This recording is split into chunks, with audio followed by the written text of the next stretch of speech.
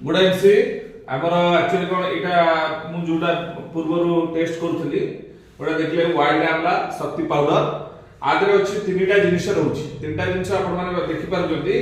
आदरे अश्वगंधा रहउछि गिलोय रहउछि तापरे प्रावल पिष्टि रहउछि प्रवाल पिष्टि जोटा कि आपण कहउछन्ती कोन सामुका भितर ओटे सार कहया कथा सामुका भितर जो ए जिनिसटा पाइ परिबे तार नेचुरल इम्यूनिटी बूस्टर ता आकु व्यवहार करले बहुत भलो आसुची अरे रहउची डोजेस रहउची 5 to 6 gram wild amla Shakti powder and dilute in glass गोटे ग्लास वाटर आपण वाटर रे गोली को पी परिबे एवं आपण गोटे 100 ग्राम रे रहउची एटा जूस आकार रे मध्ये आपको व्यवहार कर परिबे सब टाइम कोन बेनिफिट एथरो मिलिबो बेनिफिट को आपनकर जो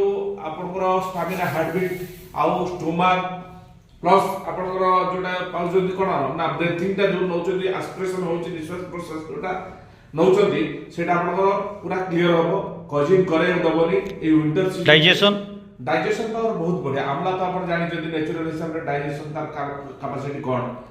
साधारणतः तणकरी ए जिंस बहुत भलो प्रोडक्ट मते भी भलो लागिला आ भी भलो लागुची ए विंटर सीजन पे बेस्ट प्रोडक्ट तो आपण माने समस्त व्यवहार करंतु हां